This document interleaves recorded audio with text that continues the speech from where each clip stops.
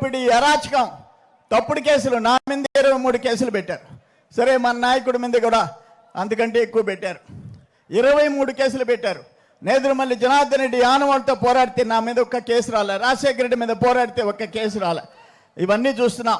అయితే ఈరోజు కట్టలు తెంచుకొని సర్వేపల్లిలో తెలుగుదేశంలో చేరుతున్నారు. ఇప్పటి వరకు 3771 కుటుంబాలు, దాదాపు 12,000 మంది తెలుగుదేశంలో చేరారంటే ఏ విధంగా ఉందో ఒక్కసారి ఆలోచించుకోమని కాకాని గోవర్ధన్ రెడ్డికి తెలియజేస్తుండ. ఆఖరణ ఒక విజ్ఞప్తి. ఆఖరణ నేను 4 సార్లు ఓడిపోయి ఉండొచ్చు. నేను ఆస్తులు అమ్ముకున్నానే కానీ ప్రజల ఆస్తులు కొల్లగొట్ల, ప్రజల కోసం బతికాం.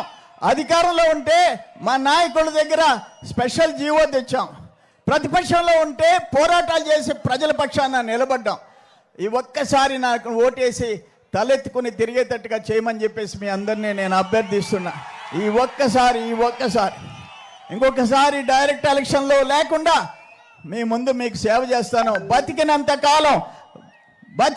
కాలం సర్వేపల్లికి, ఈ జిల్లాకి, ఈ రాష్ట్రానికి, పార్టీకి నేను సేవ చేస్తానని చెప్పి తెలియజేసుకుంటూ ఈరోజు ఎన్డీఏ ఇక్కడ వరప్రసాద్ గారికి ఒక ఓటు, నాకు ఒక ఓటు, అక్కడ ప్రధానమంత్రి మోడీ గారు, ఇక్కడ మనకు పవన్ కళ్యాణ్ హీరో సపోర్ట్, పవన్ కళ్యాణ్ గారు, ఇక్కడ అనుభవజ్ఞుడైన దేశం ప్రపంచం గర్వించదగిన చంద్రబాబు నాయుడు గారిని ముఖ్యమంత్రి చేసేంత వరకు మనం నిద్ర హారాలు మానేయాలని చెప్పేసి కోరుకుంటూ మీ అందరి దగ్గర సెలవు తీసుకుంటున్నా. నమస్కారం.